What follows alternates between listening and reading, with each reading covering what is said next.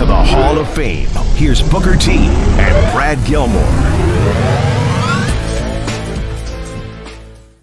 Welcome inside the Hall of Fame. I'm Booker T, 6-time world champ, 2-time Hall of Famer. Got my man Brad Gilmore here with me. They call him the BOAT, coming to you from ESPN 97.5, 92.5. And guys, we ready to do this thing, man. I'm coming off of a much relaxed weekend. I'm hanging out down there in Galveston, Texas at Delanera. Big shout out to Delanera for always taking care of your boy. We appreciate you. But man, I'm ready, man. It's gonna be a monster week for your boy, getting ready for that one time stand and deliver, as well as Mania day 1, day 2. I had to give stand and deliver his props first, man, because that's where my heart's at, man. You know, I'm looking forward to that main event. That man, Carmelo Hayes taking on Braun Breaker. It's gonna be good, man. It's gonna be good. No bread, no water, just meat. It's gonna be good, dog. How you feel, man? I'm feeling great, Book. I'm feeling great. You know, I'm looking forward to getting out to La La Land and taking in the sights for WrestleMania 39. Really excited about, just being out in California, man. It's always a nice little vibe that you can catch out there. Yeah, Great Katana, vibe. baby. Katana. Can't wait to get to Katana. Make sure y'all got a spot set up for me because, man, I'm going to be hungry, man. I'm coming in on Thursday, and I'm going straight to Sunset. I'm going straight to Katana. I don't want to waste no time because Friday is going to be busy. Early, I got a little deal I got to do with A&E, and then I got the Hall of Fame ceremonies later on that night. And then Saturday morning, man, there's going to be hustle and bustle all the way through Saturday. And then Sunday, there again, boom, it's going to be work, man. So I'm going to try to get my fun in as soon as I land, dog, immediately. Well, immediately. That's why everybody listen to us right now at ESPN 97.5, 92.5. You're going to be hearing these shows today. And then obviously next week we'll be back with a full week of breaking down everything from WrestleMania. But we got to get out to LA. We got to take in the sights. We got to take in all the action that the WWE is going to be giving us over that week so that we can report it back to our great Hall of Fame chatters. By the way, everybody in the chat, shout out where you're from. We want to highlight it because, people listen to us all over the world. We're worldwide, and we want to know where you're listening to us right now, whether it's in the continental United States or abroad. BT, there's so many places we can start today. No. Speaking of all over the world, let's start with, like I said, I relaxed this weekend, but I worked as well. Fantasy camp went down at the Booker T World Gym Arena, 10,000 Emmett F. Lowry Expressway. And we had about 40 plus fantasy campers in there, man. And we had some talent too. We had some potential future talent. We gave about 5 scholarships out as well. So it was a monster day, man. I want to give everybody who came out to fantasy camp a pat on the back, man. A big shout out as well, man. You guys really showed up and showed out. Everybody's talking about when's the next fantasy camp? When's the next fantasy camp? We're gonna try to set this thing up here real soon because, man, everybody seems to be wanting to get their feel these days. So, man, I just want to say, man, it was an awesome Saturday from 12 to 5. Everybody busted they behinds. We had a couple of guys had to go to the can to throw up, but I must say everybody competed to the next level, big time. Fantasy camp, man. And what does it mean? What does it mean when somebody gets a scholarship? Let the people know what you mean by that. Well, that means a scholarship. Somewhat scholarship. They get 2 months free at Reality Wrestling. That way they can come in and train for 2 months and get a chance to see if it's something that's for them. If it's, perhaps that niche and that thing that they've been looking for their whole lives. I know for me, that was me, man. Once I found that wrestling ring, I was like, man, this is it. So for me to be able to give 2 months free at Reality of Wrestling. And we had kids from Canada. We had kids from California, Dallas, from all over, man. People drove in to be and flew in to be a part of fantasy camp. And I must say, man, I'm humble as far as what we have created because everybody seemed to have left that arena uplifted. It was beautiful, man. Beautiful day. Always stay in touch with all the Reality Wrestling social media so when fantasy camp is going to be coming back to the World Gym Arena or here in the Texas City area, so you can make your spot. 50 spots. They sold out like quick. Hotcakes. Quick. Hotcakes. But we got a big enough spot to actually, house it. You know what I mean? We actually, like I say, man, I was so energized throughout Saturday just watching everybody go out and test their metal. And I tell you, we got this one drill, we call it the bag. And all I want is 6 reps. All I want is 6 reps out of that bag. And I tell you, man, it's like climbing Mount Everest. Some of those fantasy campers ain't going. They didn't want to go there. They didn't want to go at all. If they didn't have to, they would have. But the thing is, it's about testing yourself.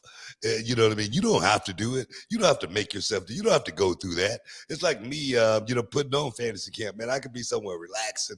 I could be on the beach chilling, but I'd rather be a part of, watching these young guys process of, getting into the business, but just making it through life. And not just that, pushing themselves, not knowing if they can actually do it until they actually find themselves in the middle of that deep water and having to swim, having to find their way back to shore, man. It's amazing to see it, the ones that did know. But then at the end of the day, they go, wow, I learned a lot about myself more than anything. I feel like I could conquer the world now after what we just went through here at Fantasy Camp. And that's what this thing is truly all about. So, guys, if you're out there, if you ever think about wondering, not just getting into the business, but pushing yourself to that next level, that ultimate level, to know that you can do it yourself.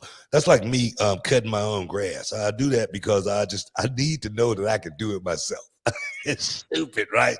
But that right there, man, is very, very powerful. It really is.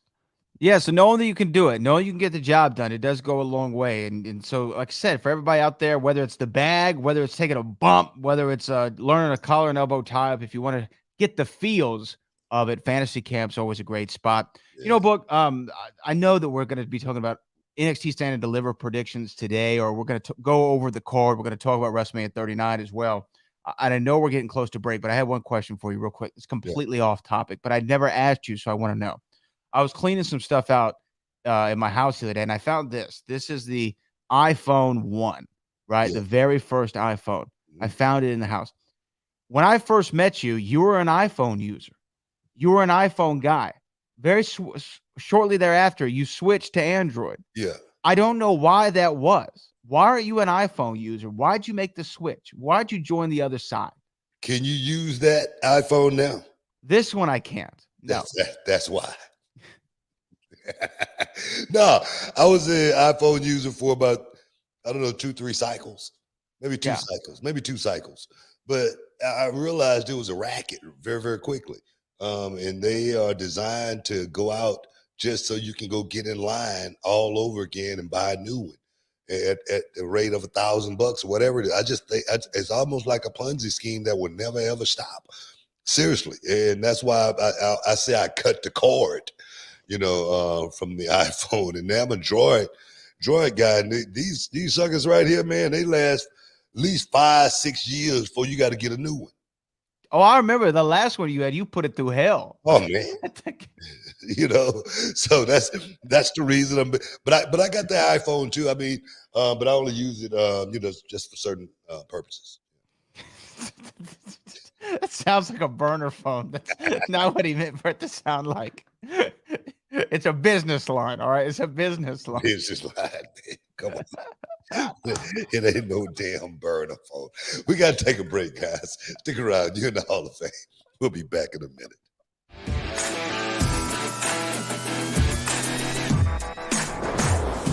I am the Rocket, Josiah John. I'm training at Reality of Wrestling.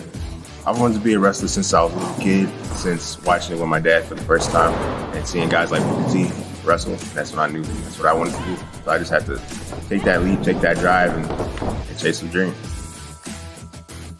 The greatest thing about Reality of Wrestling is all the knowledge that's here. From all the trainers, Ryan Davison, Brian Keith, I am the Rocket. One day, Booker T just call me Rocket. And I got to give him a cool name, man. And Rocket is just something that stuck out with me. And I think that's something that's going to stick with him for a long time. He had Rocket on his shirt. I don't know if you noticed that, but he's definitely fallen into it, man. And he's really buying into what this thing really, truly is. And if he could just keep his mind on point and stay focused, he definitely could do something in this business. I feel like I've been doing really well training here. Just coming as much as I can. Come early to work out before the actual training. We have like a whole gym for people to work out. What would I say to somebody that's on the fence about joining reality wrestling? I would just tell you, just take the loop. Because everybody here is going to take care of you and help you get to where you need to be. You can make it here, you can make it anywhere.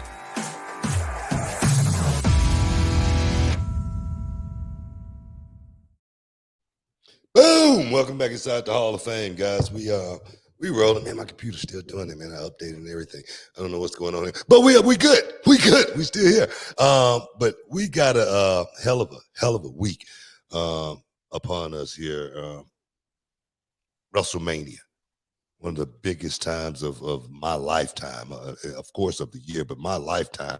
WrestleMania has been seemed like, man, it seemed like I mean, how many WrestleManias have I been a part of? It's been so many, man. I can't even imagine. I can't even imagine as a kid, being me. I'm serious. I mean, I'm really I'm humble, man. I'm humble to actually be able to be a part of WrestleMania every year because it is truly a spectacle. I remember just a few years ago, I was just doing the commentary thing, and we were in Atlanta. You remember that? I took the stunner that night from Stone Cold. Yes, WrestleMania 26, I believe. Man, I'll tell you, man, that ramp was so freaking long. And the wind was blowing like crazy. It was almost like I could feel my hair blowing, like the boys of summer. I'm serious, man. And just to be a part of that every year now, still, it's amazing, man. I'm so looking forward to this weekend. Well, your first WrestleMania, I believe, was WrestleMania 18 against Edge, and we're on WrestleMania 39. That's 21 years apart from one another. It's nuts, pretty incredible. Man. Yeah, it really is. I mean, it's nuts, man. It's like man, I'm like one of those buildings, one of those old arenas, where they say, man, if the walls could talk. I'm serious. I've gotten a chance to see so much in this business, man, and I must say, I'm living my best life. I really am. I'm living my best life. I'm so looking forward to having the best seat in the house, Stand and Deliver. It's going to be starting early in the morning. It's going to be 10 a.m. start time. 10 a.m. Pacific. 10 a.m. Pacific right? start time. So it's 1 o'clock Eastern. Yeah, and we're gonna be rolling, man, because it's a stacked card, and that main event is definitely something that I'm sure people are going to be waiting and anticipating on the outcome. Waiting and anticipating for sure. Do you want to take these super chats or super chats? Super chats. Let's take care of the super chatters. We'll do the super chats, and then I want to talk about this NXT Stand and Deliver card. Also, we had a official Hall of Fame announcement today that we should talk about as well. But here's our first super chat. This comes from DJ1491. What up, DJ? Do you guys like how AEW brings guys into main event matches that haven't been on their television before? I liked Vikingo, but I had no idea who he was. Yeah, AEW does that sometimes where they'll have like a big indie star. They'll bring him in, especially when Jericho was doing, what was it, Bandito? I remember Jericho was defending the title against Bandito in the main event. It was an awesome main event. It's a great way to highlight a guy. Do you think that that's a good modus of operandi, BT? Not really. Not really. When you bringing a guy in, no one really knows who he is. Not really sure what his abilities are. You may not, tune in to watch it. And this, what was his name again? Vikingo? Yeah, Vikingo. Vikingo. This dude taking on Kenny Omega. Mm-hmm. That was extraordinary, acrobatic, entertaining test of feet. Let's just put it that way. I don't wrestling, that's another story. But that dude could do everything. And when I say everything, I mean everything. Yeah, I think he should have been built a little bit better. I think a package of would have done a whole lot of good on someone like that, showing the world exactly what this guy really can do, and really get your juices flowing as far as saying, man, I really want to tune in to check it out. Just like when they brought Will Ospreay in, I thought Will Ospreay was that international major talent that they were bringing in that they didn't really utilize properly. I wouldn't say properly. They didn't utilize him the way I thought he could have been utilized from a major mega superstar perspective, coming in from the other side of the land of the rising sun, as well as UK whatnot. But I just thought he could have been built a whole lot better. Yeah, I think it could be done to where they can get so much more out of guys like Kingo, because that dude, there again, 10 matches like that, he may not be working every but the dude was, like I say, extraordinary. He was a special talent. Yeah, it was cool to see. I feel what you're saying. I think that, with the little vignette build, even if it's a 2-week build, right? Yeah. Vikingo coming in 2 weeks, in 1 week. Music, smoke, everything, yeah. Build them up. I think, because those guys aren't, heavy on storyline. Right. And if they're not going to be heavy on storyline, they got to figure out how to really, maximize, being able to bring in guys like that, because just think about it. You got to fly those guys in, you might have to work on getting their visas. You got to put them up. Television is worth its weight in gold.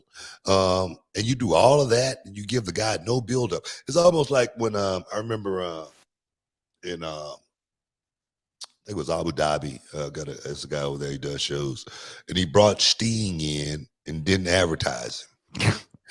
he was like, I go, why did you do that? He goes, well, I just wanted him to be a surprise. Surprise? Do you know how many people would have showed up if they would have known he was coming?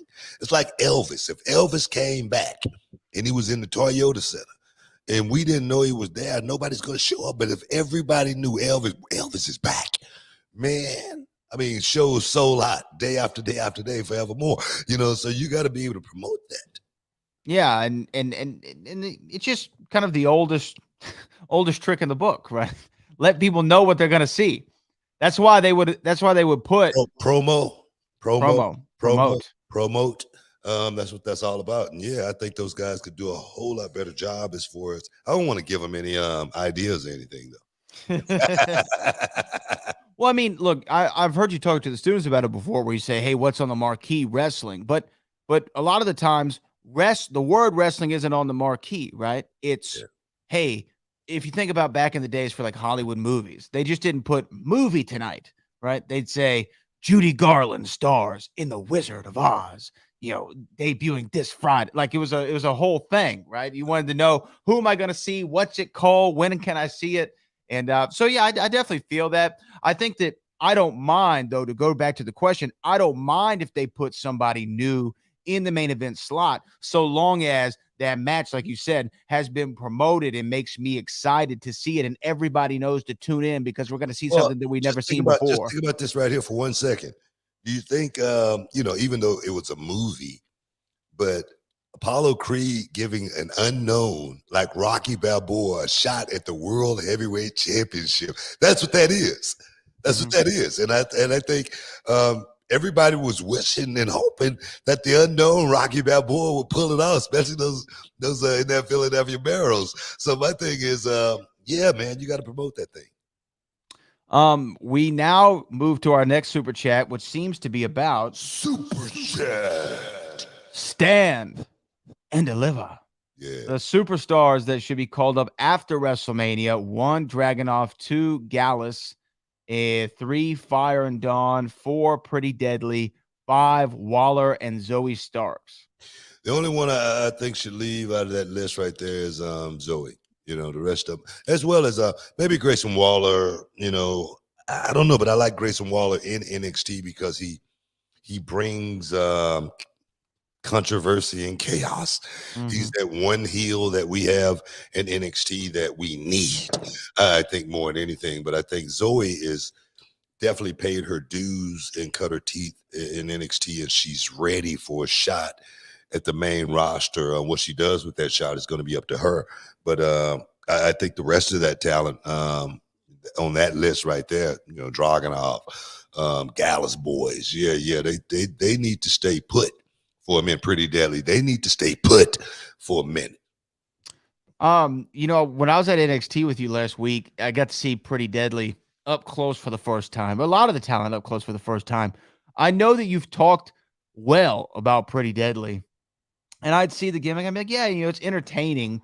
But I will say this: those guys, man, they really got something. Well, it's not something that's just like over the top and just thrown like right in your face or anything like that. Those guys are a work in progress. What I like about them more than anything is their attitude. They're willing to go. One thing about this business, you got to be willing to laugh at yourself. You know what I mean? And they don't have a problem with that. They don't have a problem with actually going out there and turning it up a notch as well and getting serious when that bell rings at the same time. So I like everything about Pretty Deadly as far as this business goes. They are what pro wrestling is, which is entertainment embellished to the nth degree. I'm pulling for those guys. I'm in the corner. You know what? And everything you said is right. And the other thing about it was, and I've heard you talk about this before, and I saw it in person, is they did the gimmick. They had the character, the, oh my God, ew, look at what you're wearing. But as soon as the bell went on, all that went away, really. Yeah. And they were wrestlers in a wrestling match. They turned it up in the ring. They do their ha-ha. And I always, love that part of the business as well. I love when I was working with Goldust. I love when I was doing stuff with the Boogeyman, but then I loved when I was, in the ring, really, really creating that magic at the same time. That's what I like about Pretty Deadly, as well as they are a true tag team. They aren't just two guys that's, you just put together and, put them on the roster and let's see where this thing go. I think they are a true tag team, just like the Gallus boys, brothers, true tag teams. The Creed brothers, true tag teams. Yeah, I like exactly what I'm seeing with the tag team division, especially in NXT right now. Absolutely. Well, Book, I think we got to go to a quick break, and then when we come back, we'll talk about Stand and Deliver. Stick around, guys. You're in the Hall of Fame. We'll be back in a minute.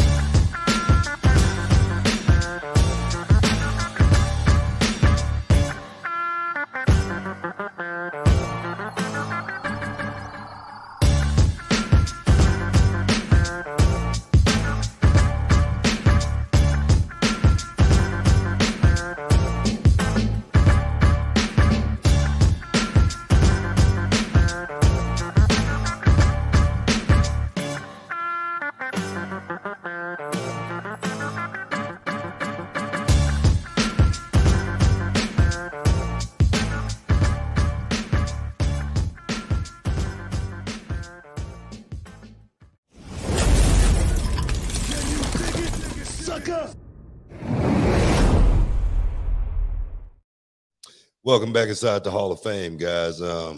We just rolling. We got any more super chatters? One more right now. Give us some Roni, brother. Oh, yeah. Cali Toenail, Josiah Rocket John, #support. Keep it up. Dig it. Yeah, the Rocket, man. The Rocket, that young kid reminds me of me. He's young, he's ambitious, he's asking all the right questions too right now. That's what I like about him. He's not someone who's just out there, trying to spin their wheels and go out there and have some fun. It was like, at fantasy camp, he was one of our trainers at fantasy camp this weekend, but after fantasy camp, he still wanted to ask questions about, whether he should be taking independent bookings and stuff like that, and trying his best not to get hurt. He's got the build, he's got the look. And the thing is, he's so young right now. And I was 25 when I first got in the ring. You know what I mean? I was pretty much a grown man. And I look at Rocket and I say, man, I can only imagine what this kid is going to look like in 5 years. In 5 years, he's gonna be jacked. He's gonna be so ready to take over this world of pro wrestling, man. It's not funny, man. So I'm excited about our stars of reality wrestling. One in specific is the Rocket. Seriously, Rocket, love him, man. I do. Oh, we do have one more super chat here, and then we'll talk about a couple things. Jamal Stoudemire wants to know: would you like Bobby, Brock, and Omos in a triple threat? No. Those guys. That's not their expertise. That's not their specialty. Those three big guys having to work from that perspective. It's kind of hard to hide Omos in a triple threat. And that's what has to happen in a triple threat. Somebody's got to be stealth. You know what I mean? Somebody got to be, totally quiet. And there's no way we can go stealth or be quiet with someone like Omos. So as well as Brock Lesnar, as well as Bobby Lashley, I just don't see that playing out there well. I could be wrong. Yeah, I mean, Brock has actually had a couple great triple threat matches, but I would say these three in that dynamic, I understand the appeal on paper, like you have three big guys, but I don't think it would be what you would want it to be. And the other thing is, I also understand we all want Bobby to have something meaningful this weekend. We all want him to be in something. I'm hoping that we'll see him hit the main stage in something big. I know he's going to be in the Andre Battle Royal, but that's on SmackDown. Yeah. Bobby has worked too long, too hard, and has had too great of a run these last couple of years to not be on WrestleMania. So I hope that he gets his match. We'll see what happens with it. Great thing about Mania, though, this year, like the last couple of years, it's 2 nights. You can always set something up, right? Night 1 to pay off night 2 if you have to. So I would say if we don't get a Bobby announcement before Mania weekend, don't worry. I feel like there's still time. Hey, man, I've been in that position before, wondering if I was going to be on the card or not. I think one year they created the Battle Royal for me to win. I think that was the beginning of the Andre the Giant Memorial Battle Royal before the Andre the Giant Memorial. It's just the way it is sometimes. Sometimes you make the card, sometimes you don't. You definitely want to make that night just because it's a hell of a payoff. It's a hell of a payoff. As well as just to be on that main stage to make that walk, in LA. Yeah, hell yeah. You want to be on that show, so I'm pulling for Bobby to make the card. But there again, sometimes you make it, sometimes you don't. And what I was hearing, they're trying to, shorten the hours of WrestleMania, this year. I don't know if that's true or not, but we'll find out. I think that's one of the great things about it being 2 nights now is that it's not one show that's like 8 hours long. Yeah, you have like 2, 3.5, 4-hour shows. It's a lot more digestible. And the thing I would always feel bad about when you had those marathon shows is the guys who were working the main event had the crowd was the most exhausted they've been all year for any show by the time the main event goes. I remember Mania 32 in Dallas. That show went so damn long. I was a part of the friends and family bus, and before the main event even started, they said, y'all's ass has got to go. The bus is waiting. That driver is not going to wait any longer. Y'all got to get up and get out of these seats. So I like they've gone to the yeah. I'm looking forward to it. Yeah, like I said, I like the draw it down schedule as well as for it's not so many matches that one night, that long night, as well as the Hall of Fame seem to be shortened as well. We don't have a whole lot of Hall of Fame members going in this year as of right now. We don't, and it seems like a good maybe 2-hour night. If that, so 2 hours, yeah, I can do that because I got an early start on Saturday morning. So we got to get y'all in and make sure Hillbilly Jim is nowhere near Los Angeles, California, come Saturday night. Oh man. Speaking of the Hall of Fame, you've talked about it. Andy Kaufman going in posthumously in the celebrity wing. You have Rey Mysterio making his rightful walk down the aisle into the Hall of Fame. Of course, the great Muta, somebody who's never wrestled for WWE, but has the respect of everybody in the wrestling world. International dude, man. Seriously. And now we have our official announcement today of the lovely Stacy Keibler going into the WWE Hall of Fame. I would ask you, which one are you most excited to see to go in? But I feel like these are all really well-deserving names. You know what? Of course, sometimes, you say, man, do I want to make that night?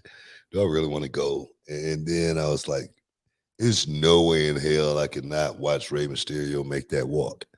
So I'm definitely so excited about seeing Rey Mysterio make that walk, as well as his moment for WrestleMania this year. That right there in itself is, I can only imagine. I can only imagine being Rey Mysterio right now.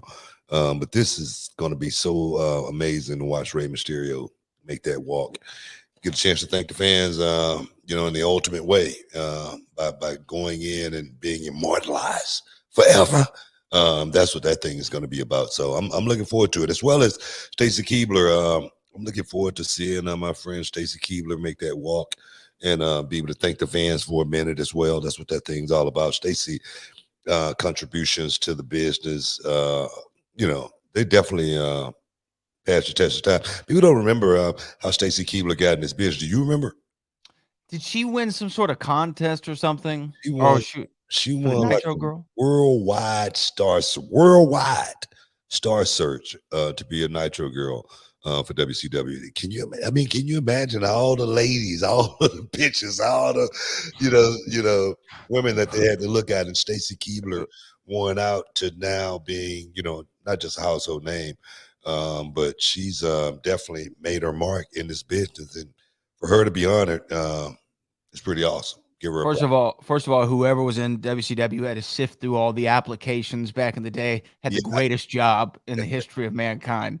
But yeah, Stacy, she was Miss Hancock in WCW, I believe, and then came over to WWE.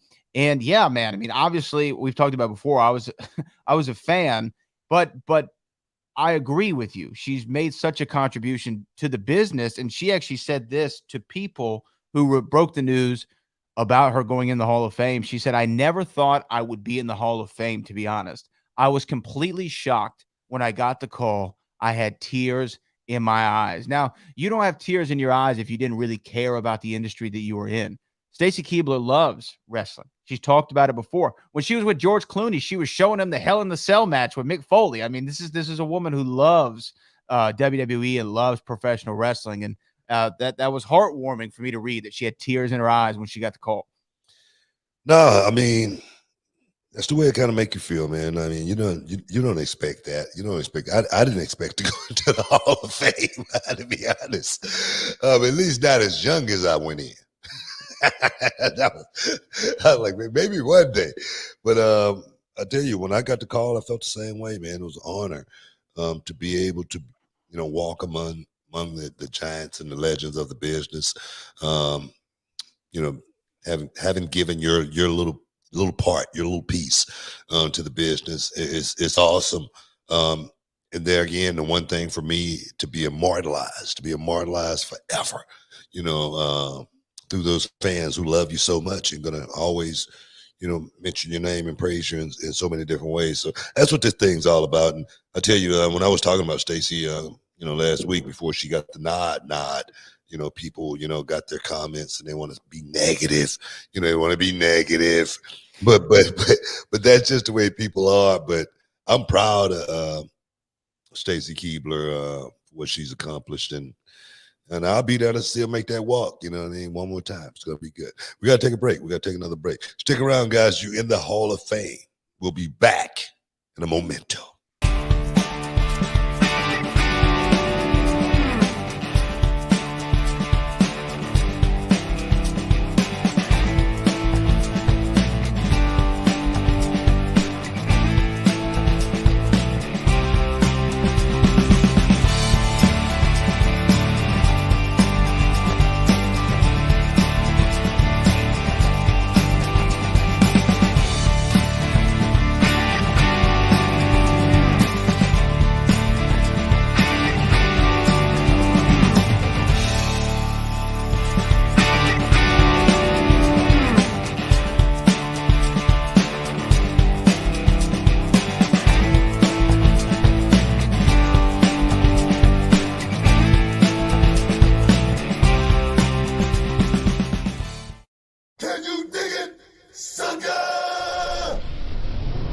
listening to the Hall of Fame. Here's Booker T and Brad Gilmore. Welcome back inside the Hall of Fame. I'm Booker T, 6-time world champ, 2-time Hall of Famer. That's my man, Brad Gilmore. They call him the BOAT. And he got that MAGA hat on, I see today. But that's Don't you even, that is a Houston Rockets hat. Well, you were really trying to get people to come after me on the social. That was that MAGA hat, man. Oh, yeah. It's got the colors and everything. Oh, yeah, red and white. Okay, yeah. Those aren't the colors of so many things in the world. I'm just messing with you, dog. I was just messing with you. But Got tight on that one, man. Don't put that on me. Oh man, I tell you, man, people went crazy. I know we talking about pretty much a little bit of everything, Hall of Fame and whatnot. But again, I'm proud of everybody that's going to be stepping in the Hall of Fame. Great Muta, Stacy Keibler, Rey Mysterio, as well as who else going in there? Andy Kaufman. Andy Kaufman. And I'm sure there's going to be at least one more name going to get added to that deal. So boom, I'll be there. It's going to be good. It's going to be real good. And I'm going to have a nice fly suit on too at the same time. But what I wanted to get to was, man, it seemed like the internet blow up every time I mention CM Punk's name. I can't even mention this guy's name without people putting a bad connotation on it, you know what I mean, and putting a swerve on it and making it seem like I'm really, really beating CM Punk up. And the thing is, if anybody would have put the statement out CM Punk put out and deleted it, I would have been talking about this. I would have been saying the same thing about him. I've seen people say, man, why does Booker hate CM Punk so much? He's always hated CM Punk. I don't hate nobody. Okay, I don't hate CM Punk. I have no reason to hate him. I have no reason to hate anyone. That's just no hate in my heart. But to be able to talk about certain things like the what was it, a tweet? What was it? It was an Instagram story. Instagram story. Okay. When guys in this business, grown men in their 40s, okay, I'm in my 50s, okay, when I see something like that happen when the guys are in their 20s, I don't say nothing. I don't say one word because I expect it. But when a guy is in their 40s, 50s, even maybe late 30s, and they, having a kerfuffle on social media, that's a problem. Because that's just not the way men handle business. And then, they're again talking about the insider ways of the way a match is being laid out. And the boss, he may not like, well, if the boss like it, okay, I'll do it. That kind of stuff. Okay, I know a lot of people out there want to be a part of, what's going on and, want to hear about what's going on in CM Punk's life, but me personally, nothing against CM Punk. I just don't think business should be handled in front of our fans that we go out to entertain. Okay, that's just like Will and Jada having to sit down talking about the affair. You know what I mean? Mm-hmm. You don't need to be telling me about your personal business. Oh, okay, because I'm a fan.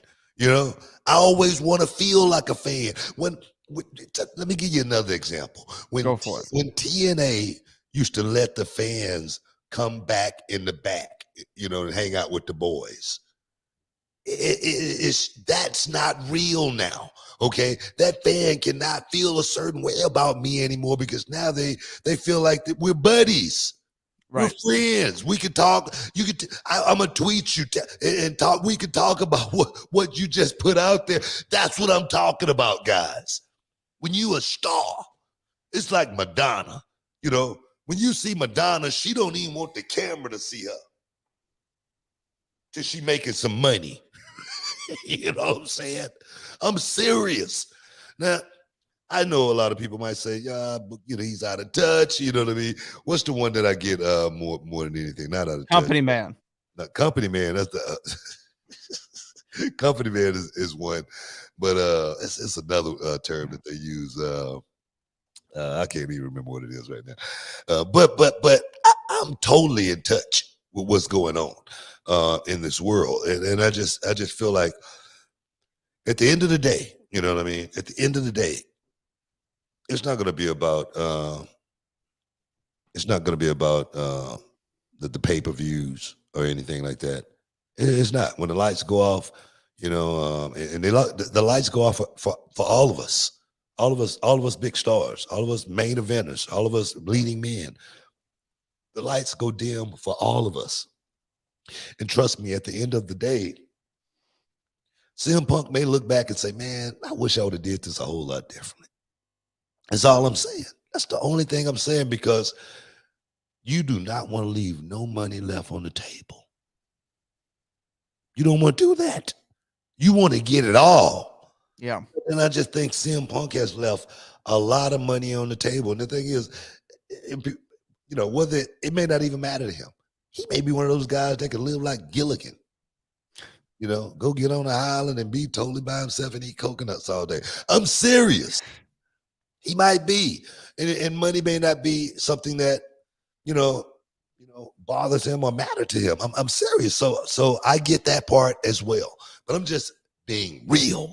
When I talk about anybody, and when I talk about someone, guys, you guys can frame it as hate, but it's never hate. Somebody even put an article about how many people, the 5 people that Booker T hates. Oh yes. And I'm like, how can somebody get in my head and know my feelings about another person? I hate no one, and I'm just, you know, speaking facts more than anything, as well as I'm not speaking from a personal perspective at all. This is not personal. It's not personal beef. Well, to go back to people who may not know, so CM Punk put out that Instagram post kind of trashing. I don't know if trashing is even the right word, but name calling Chris Jericho and reporter Dave Meltzer, saying that the company put him in harm's way, I guess, before he was cleared, and saying that he's never seen Rocky and John Moxley had bad ideas, essentially was the summing up his post. And we talked about it, and then somebody told me on social, they're like, well, hey, he was just responding to Dave Meltzer. And I said, that makes it worse. Like, you don't respond to stuff that isn't true, you know, or that the Dave Meltzer of all people are saying, you know what I mean? Especially when it comes to the inner workings of your personal business. Now, if Dave Meltzer called you out of your name or what have you, maybe I understand you wanted to respond, but respond only to Dave Meltzer then. Like, don't throw Chris Jericho and AEW and John Moxley in it. But to go back to it, I don't think you ever take it to socials. You know, like here's the thing I know about how Booker, you would carry yourself in this situation. You know, if somebody says something in the press about you, you might say something on this show, but more often than not, you're going to wait till you see them, right? Yeah. And it's happened on many occasions. And guess what?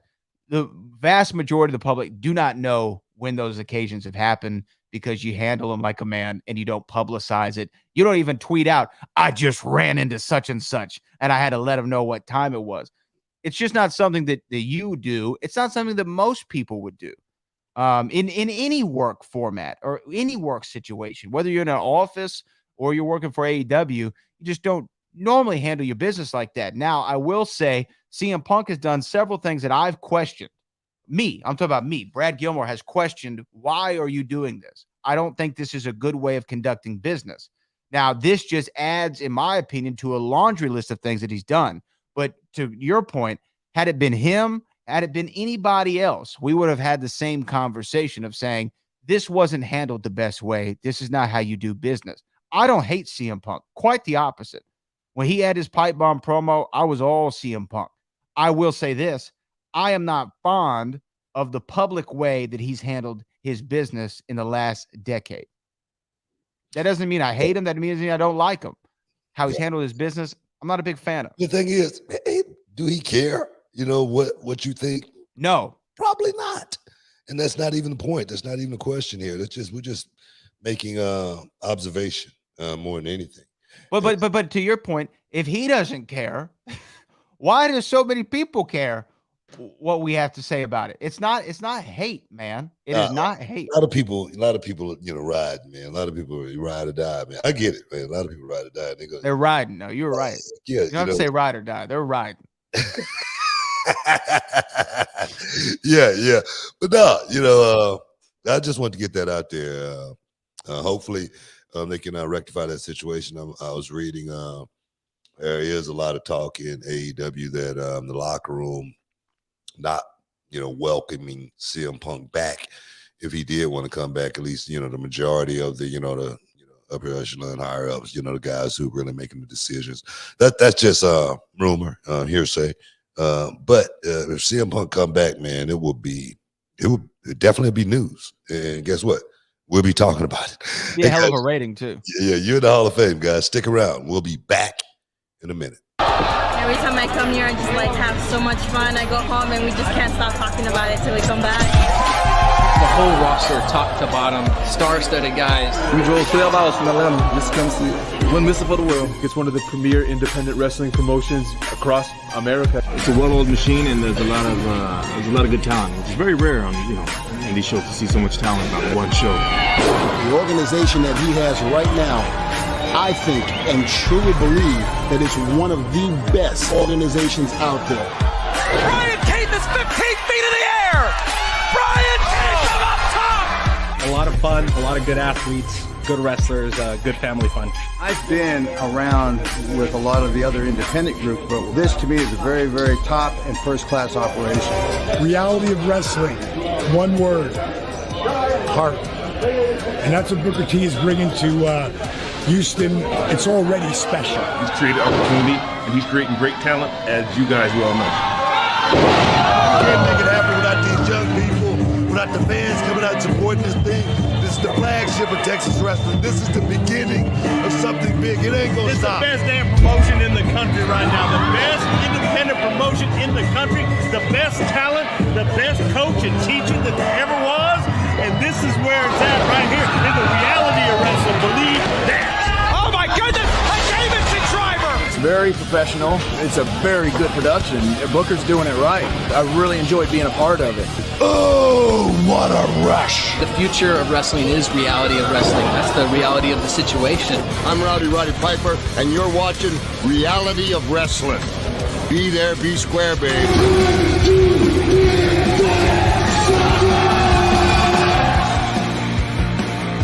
Can you dig it, sucker? You are listening to the Hall of Fame. Here's Booker T and Brad Gilmore.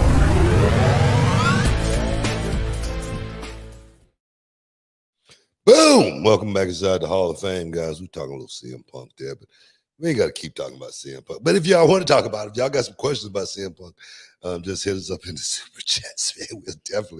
We'll definitely elaborate on the situation. But Bradley, do we have any more super chats? Yes, I do believe that we have at least one more that we need to get to before we talk about this WrestleMania card. This is WrestleMania week. We got to talk about the card. But here we go. This is Give us some Roni, brother. Oh yeah. From Cali Toenail. It says Bobby wins Andre the Giant. What else can they do? Bobby versus LA Knight. Bobby versus anyone. Okay.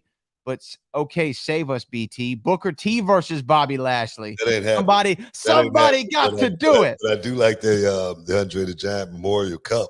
You got to, if you're gonna throw him a bone, throw him a bone. Well, no. He is in the Andre the Giant Memorial Battle Royal, but that's what I'm saying. It's going to be on SmackDown this year. Well, I mean, that might be the bone. You never know. I don't know, man. Like I say, I know everybody, is saying, man, well, he should be on the card, where he needs to be on the card, but that's just not the way it works. Just not the way it works. But here's the thing, though. This is the different situation. Yeah, there are plenty of guys who every year deserve to be on the WrestleMania card for the great work that they put in all year. The thing with Bobby is that he had a WrestleMania program being set up and his dance partner went down. Yeah, whose fault is that? It's not Bobby's. Exactly, it's not Bobby's fault, but to just pair Bobby up with somebody else just to get him on the show, that's not the way it works. I know, but they had a match planned for this man, right? That means they had a spot on the card for a Bobby Lashley match. Well, now that guy goes down, you put somebody else who's deserving in there. Well, I mean, you know, Maybe, that's not the way. That's or just maybe they do something like where they set it up in the night. You know what I mean? Like okay, people have been talking about LA Knight. LA Knight goes out, cuts a promo on LA, blah blah blah blah blah. Heel. Bobby comes down, saves the day, has a WrestleMania moment. okay. And then what happens in that match? I'm not even saying a match; it's a segment. I mean, you having a segment on WrestleMania? They do that every year. Don't nobody want to see no segment on WrestleMania with They Bobby do it every and LA year. Knight. That's not even a good idea. Okay, Well, I'm just trying to spitball something right now. well, that's the problem. You can't spitball a match like that at the last minute with Bobby Lashley just because his partner went down, his dance partner went down. That's just not the way it goes. Normally, if a fighter, dance partner go down, that guy normally get pulled from the card unless they can find someone on a week's notice to stand in his place. And don't nobody really want to see that. And then there again, okay, put him against LA Knight. And then if LA Knight is to get over, LA Knight is going to have to win that match. It can't be a draw. It can't be a disqualification or anything like that. LA Knight is going to have to win that match to elevate him. So that's putting Bobby in a worse position than he was in before. So I don't see it the way most, and I get it. I get it. Why a lot of people want to see it, but sometimes me not being on the card is better than me actually being on the card. I mean, I hear you. I do hear you. I just think that this situation's slightly different. Slightly different. It's not slightly different when you're thinking about your longevity in your career. Okay. I mean, I defer to you on this. No, you have the experience, but that's why I say that's what I mean. I'm thinking about my longevity. I'm thinking about my career. And one losses is not something that we really think about in this business or anything like that. But you got to know when it's time to put yourself in that position, especially when you get late in your career. Yeah, Bobby's more closer to the end than the beginning, but he's definitely still got some fire in the tank. Well, Book, we definitely have to break down these two big cards we're going to get on Saturday and Sunday, but this weekend, WrestleMania. First, let's start with Stand and Deliver. I'm going to read the card off to you real quick. I'm sure you already know it. We've talked about the main event, but I want to see what other matches do you think the people, because this show's all about the people. I want you to tell me what other matches the people should be looking out for. 7 announced. We have an 8-person mixed tag team match. Winner gets control of Chase University. It is Chase University versus Schism.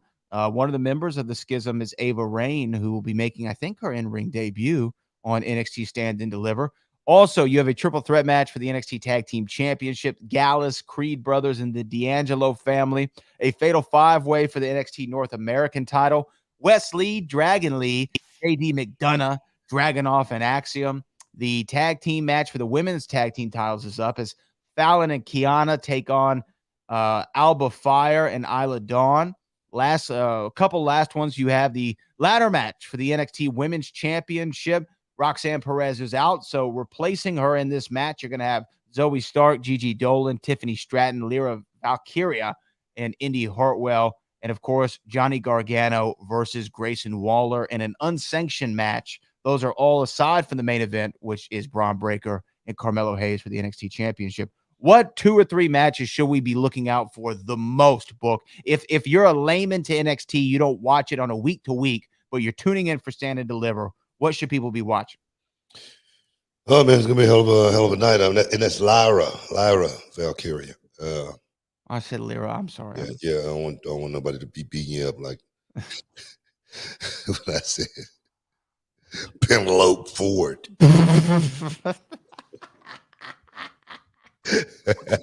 I forgot about Penelope. Oh, yeah. But now, that Fatal 5. Penelope. That Fatal 5-way. You didn't even correct me either. Yeah, so that's I didn't know who Penelope was. You're slipping, man. You didn't correct me on that. I didn't know Penelope Ford or Penelope Ford. Respect to Penelope. I had no idea who this person was. That Fatal 5-way, man. I think that's the one that everybody better be looking forward to. It's going to definitely steal the show. I think in so many different ways. Got Dragon Lee is making his his in-ring debut in NXT, and in grand fashion, JD McDonough is a monster dog. That dude he is that number one stunner, as well as Ilya Dragunov is major talent. I say Dragunov, this could be his greatest symphony if he can pull it off, if he can go out there and pull this thing off. As well as, the champion, Wesley, he's a phenomenal talent. He's a phenomenal talent, but Axiom is a guy that's looking to get just a shot. That dude's good, man. You know what? All 5 of those guys, man.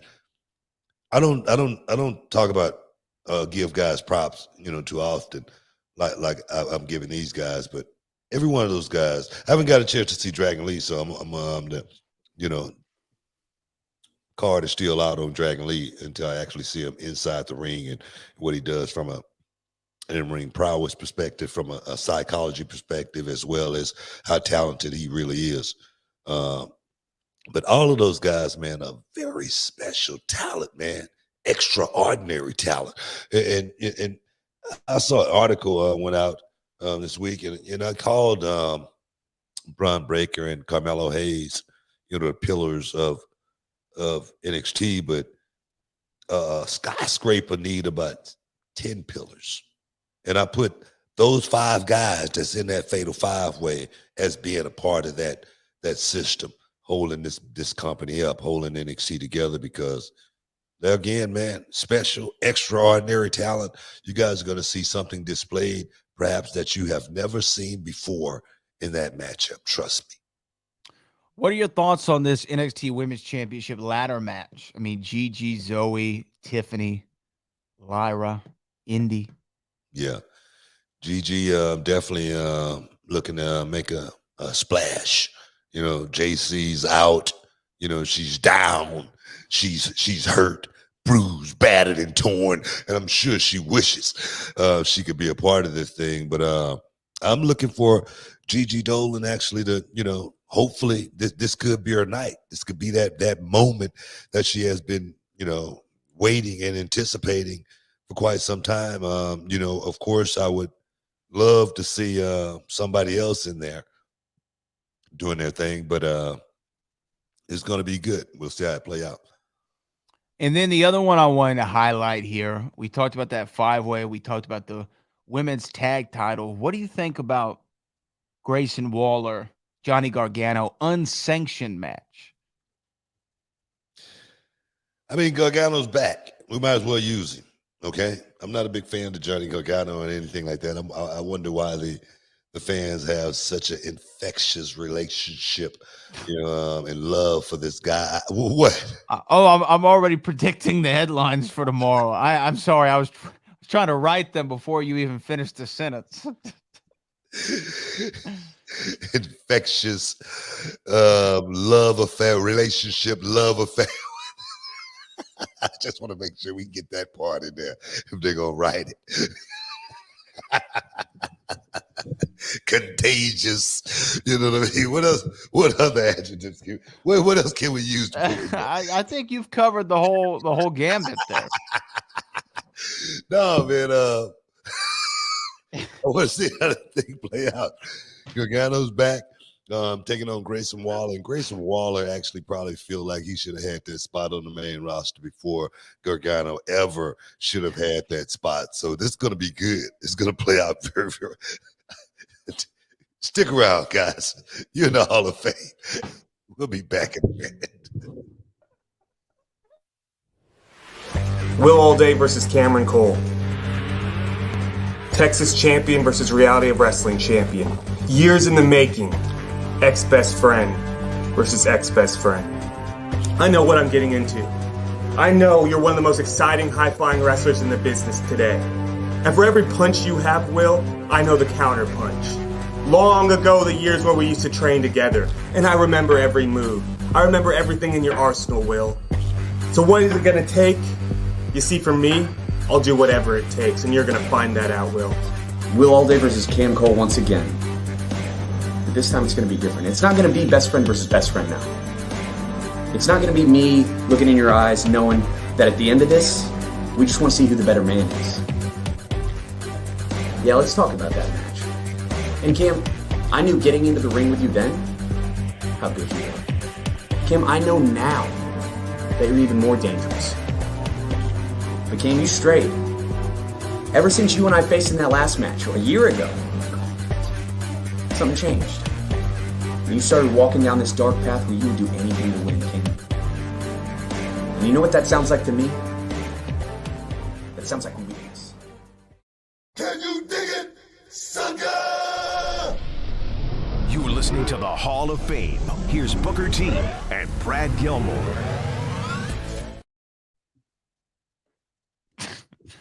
Welcome back inside the Hall of Fame. We talking a little Stand and Deliver. Going to be taking off Saturday morning before the big show get kicked off in LA. Before WrestleMania, guys, Stand and Deliver is going to be awesome, and we haven't gotten a chance to talk about that main event yet. Braun Breaker versus Carmelo. That man looking high, looking down high from that mountaintop on high. That's that man, Carmelo Hayes. Yes, it's going to be good, man. I'm looking forward to that matchup right there, because this is going to be a moment for this kid, Carmelo Hayes, to actually be able to cash in on the grandest prize in NXT, and that would be the NXT Championship. But he's going to have to go down some rocky cobble road, trying to take that title away from one Braun Breaker. The heck in, man. No bread, no water, just meat. That one right there is going to be a test of wheels, because I look at Carmelo Hayes as being next level talent, but I look at that boy Braun Breaker as being, second generation. It runs throughout his blood, is in his DNA. It's just a part of his makeup as far as being champion. And the thing is, he haven't been given anything throughout his life. This kid, I think, is trying to feel those shoes, be able to walk in those shoes, and walk in those shoes comfortably. That's what I think Braun Breaker is truly all about. And it's about putting the work in. This kid's put the work in since day one. Nothing has been handed to him. I really believe that. Even coming into NXT, this kid had to work for that spot. But he's good. He's real good, but he will be tested to the highest degree by that man, Carmelo Hayes. I'm looking forward to it. It's going to be a great match, and it's going to be highlight that card of what is really a great card for NXT Stand and Deliver, hosted, of course, by Pretty Deadly. They will be your hosts for NXT Stand and Deliver, and that goes down on the WWE Network on Peacock on 10 a.m. Pacific, noon Central, 1 o'clock Eastern on WrestleMania Saturday. And Book, I mean, we might as well talk about WrestleMania Saturday and Sunday, live from SoFi Stadium in Los Angeles, California. Yeah. We know it's going to be going down. I guess we know of about, I don't know, more than a dozen matches that are confirmed for the show. Let's talk about a couple of them. I want to start with this one. What do you think of Edge taking on Finn Balor, this story that's been played out over the last year plus for the Judgment Day? They're finally going to settle it at WrestleMania inside Hell in a Cell. Edge has talked about it very publicly. He's on his way out. He doesn't know how much longer he has to do this since returning after a 7+ year hiatus, or even longer than that, maybe a decade hiatus, coming back at that Royal Rumble 2020. Now he's having this WrestleMania Hell in a Cell match with Finn Balor. What are your thoughts, BT? Nah, man, Hell in a Cell match with Finn, it might be a hell of a way to go out. Those fighters, they go out and have that one last fight, and then they take the gloves off and leave them in the middle of the ring. This might be that moment for Edge, because I'm gonna tell you right now, Edge has come back and he's done a hell of a job this last run. I must say, I wouldn't say he's done his best work or anything like that. If I said that, I would be lying. I really would be.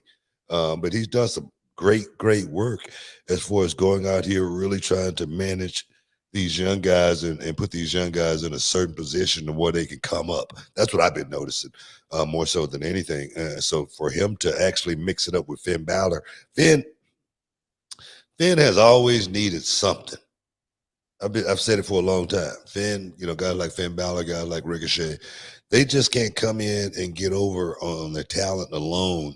And the thing is, major talented guys. Finn Balor, ultra talented. I talked about him well before he ever got into WWE. But the guys like that sometimes need someone like Edge to really give them the rub to where people can really look at them just slightly a little bit differently.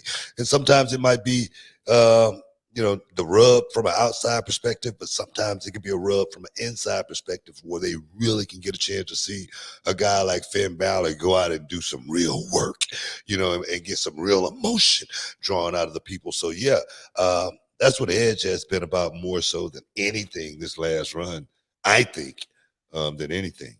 And doing it in the cell, right? It adds an extra layer to it. I mean, to already a blood feud, but having that inside the Hell in a Cell, people are gonna say we're gonna see the Demon King come back. I'm looking forward to that one. Now we do know kicking off the action WrestleMania Saturday is going to be the first match on the card. It's already been announced. John Cena taking on Austin Theory for the United States Championship at WrestleMania 20.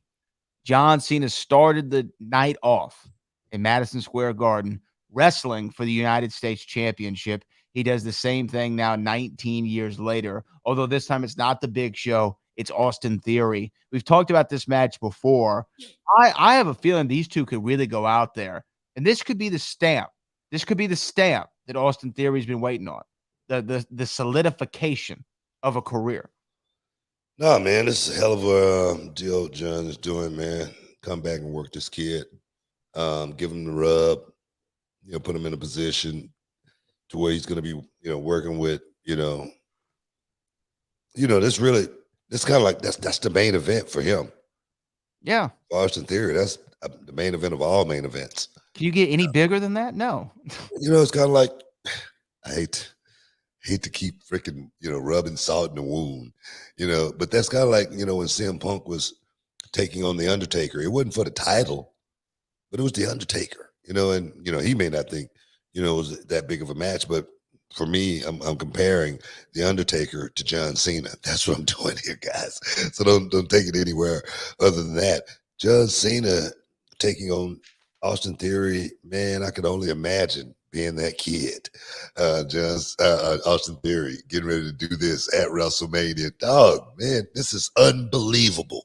Yeah, and to have that opportunity is one thing, but to be able to go out there and sit under the learning tree of John Cena for, 20, 30 minutes, that's going to be so freaking awesome. This Steamboat Booker T all over again. This is, Savage versus Booker T. This is, Ric Flair versus Booker. This is what this is. Mm-hmm. I got to do it on Saturday night and house shows and stuff like that. But it was, I was in awe. And then I said, man, I've made it. At the same time, I had to pinch myself a couple of times. So this is a moment, man, for Austin Theory. Big moment for Austin. And, I think he comes out. I think he comes out successful in this one, but you never know with WWE. It's not about it's not about losing. It's about how you lose. Mm-hmm. So John Cena can lose this match. It's not going to do anything to him. It's just a matter of how we do it. We got to just make it, let's do it right.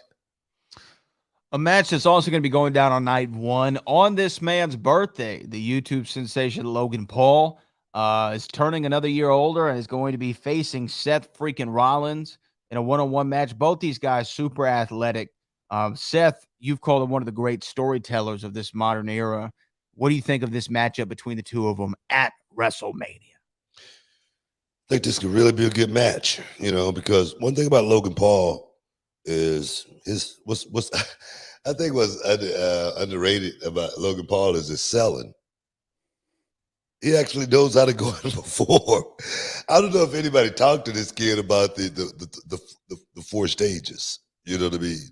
The first stage, second, third, fourth. I don't want to get too deep into it, but if you guys want to go to and get some more extra knowledge, come to Reality Wrestling. Go to realitywrestling.com. I'll tell you exactly what those 4 rules are. But it seemed that Logan Paul understands, the 4 stages of selling it. And for me, That right there is impressive.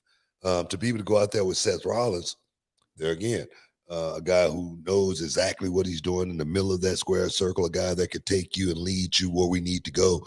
If you get off, trust me, I can correct it. We're going to make, chicken salad out of, you know what I'm talking about.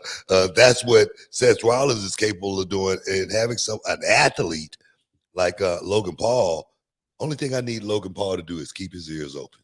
And we're going to go out here and rock this mother, y'all. So that's what I see in that match. And yeah, that boy Seth Rollins, you know what I mean? He should be writing romance novels, you know what I mean? Because his storytelling, man, that's been his greatest attribute, I think. People don't look at that with Seth Rollins because he is an awesome talent that can do just about anything in the ring as well from a physical perspective. But the guy actually understands what this business really is. Yeah, and I will say for Logan Paul, I mean, he's had, I think, only 4 or 5 matches, maybe 3 or 5 matches. Every one of them has been solid. And going back to his tag match last year, to his match with Roman, his match with Miz, and his what he did in the Royal Rumble with Ricochet. He's had memorable performances, and I expect this one to be no different. This might be the best one. I think this is set up to be the best of his series. You got a hell of a chance to make that happen. So we're going to see how that thing play out. But there again, the talent is in the ring. All he has to do is just keep his ears open. He's in the ring with, Shakespeare. All he has to do, man, is just follow, bro. Just follow. That's all. Follow me. That's a song the kids used to sing when they was about 3 years old. You up here jamming to it and everything. Hey, man, stick around, guys. You're in the Hall of Fame. I'll be back in a minute. How well do you think you know your wrestling? I've prepared some trivia questions right here for you, so let's go and take a look.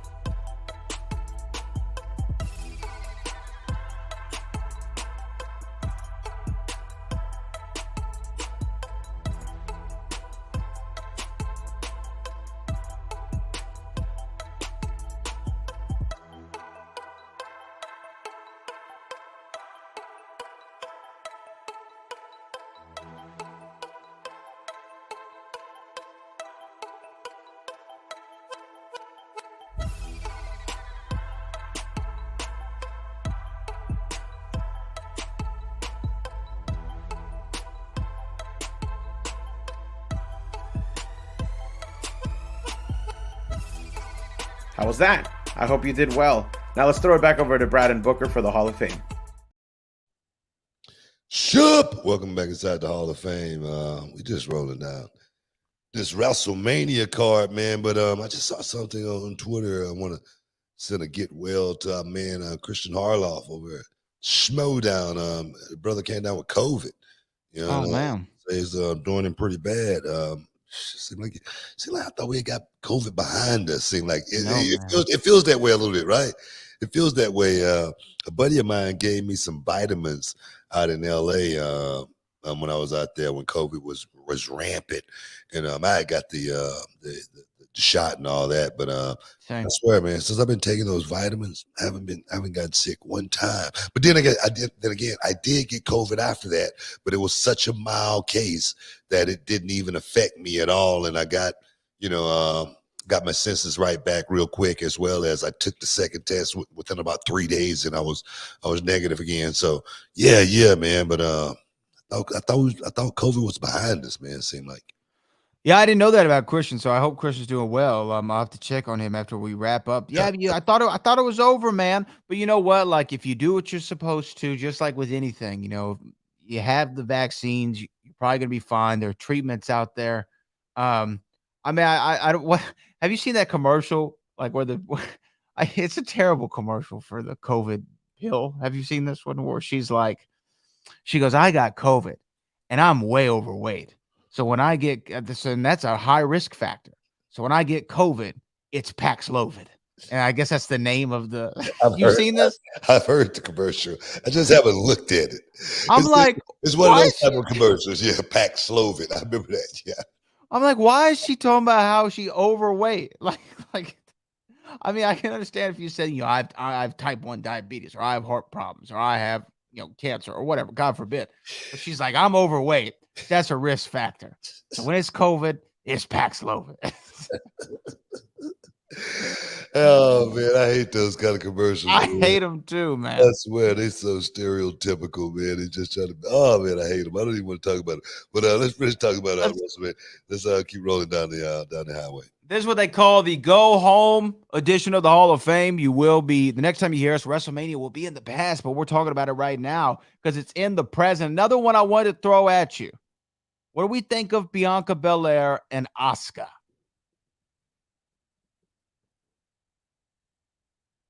Yeah.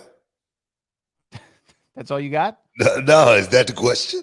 Yeah, what do you think of them? Oh, I didn't hear the first part. You just you might have cut out. I might have cut out. I was like, Bianca Belair and Asuka. And I'm like, okay, what about them? But maybe I didn't say anything. Maybe I just did in my head. You didn't say nothing. You was acting like you was gonna say something. You didn't say anything. I'm like, okay, what the hell is he talking? And I'm looking at the other screen, and I'm like, I don't hear a book. Why is he not talking? Did something happen? Bianca Belair and Asuka, man. That's a good one, man. That's one of those things. That's one of those things like I've seen in boxing before, to where a challenger is capable of winning, right? You know they're capable of winning, but the champ is that new kid on the block, and it's gonna be hard to beat the champ. It's one of those type of deals. If Asuka win, I'm not gonna be surprised because Asuka is just that dynamic of talent. She brings it, and as well as Asuka's psychology, bar none, is second to none. I'm serious. She really knows what she's doing inside that ring. So that match right there, it's going to be really good. It's going to be really good. And there again, if Asuka wins it, I'm not going to be surprised. I agree with that wholeheartedly. I think that this is one of the more unpredictable ones for me. I don't know which way they're going to fall on it, but if Asuka wins, I actually think it might be the right way to go. Because Bianca Belair has been champion for a year now. A year. And I get having these long runs and trying to make the title mean something again. I love that. Me too. But I love the improbable win, you know what I mean? I love the unexpected, you know what I mean, victory. Yeah, I love that as well, so that's why this match right here, I don't like if it happened, it happened. And I wouldn't be mad either way, seriously, because I'll be entertained. And to me, and we actually got a super chat, this kind of going to lead into that, I guess, but I like the long runs too. However, I think they're harder to pull off in today's age with a baby face, right? Like there's only so much you really can see the good guy always go out there and win.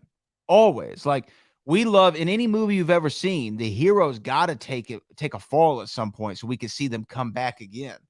And I think that with Bianca, I don't think she'll ever get to this point, but you don't want her to get to a point to where the fans are like, okay, I've seen it. Right. Yeah. You don't want to force feed her or anything like that, and make people choke on her or anything like that. If she could carry it, though, that's one thing. If she could put herself in position to be that ultimate babyface where the fans are really, really wanting to, get behind her and have sympathy for her, no matter who she's working, that thing can run forever.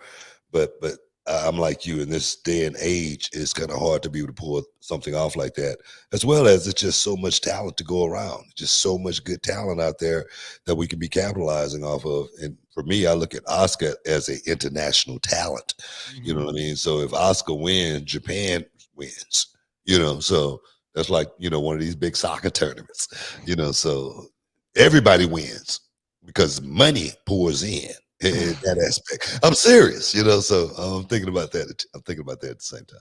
We have super chat from Alex who says, specifically talking in ring style, do you prefer working babyface or heel? Not promos, just pure wrestling style. I think I know the answer to this one. I can't give you an answer on it. Oh, really? No, I can't. Because I was a perfectionist. I want to be the best baby face out there, and I want to be.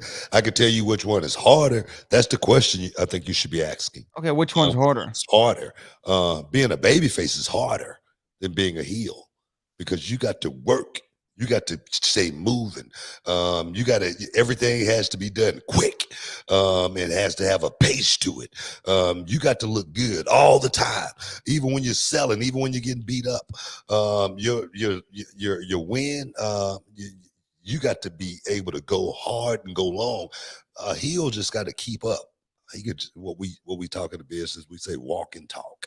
That's what a heel is doing, but a baby face is running and talking, and it can get difficult.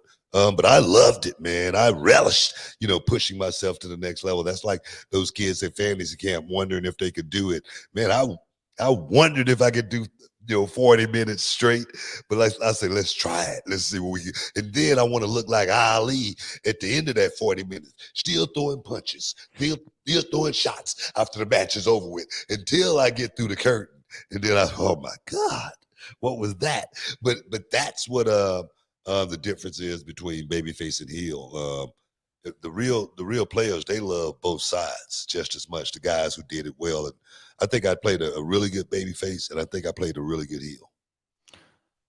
We are talking about WrestleMania 39, and two guys who play really good baby faces and really good heels and have done so for so many years, really, on WWE. Last year, both these men were heels going into their WrestleMania program. One of them worked with Johnny Knoxville and had a hell of a match. The other one main evented with Stone Cold Steve Austin and had a hell of a match. Now they're both baby faces teaming against one of the best tag teams in recent memory, who are going to go down as one of the all-time great tag teams ever, the Usos, the tag team champions.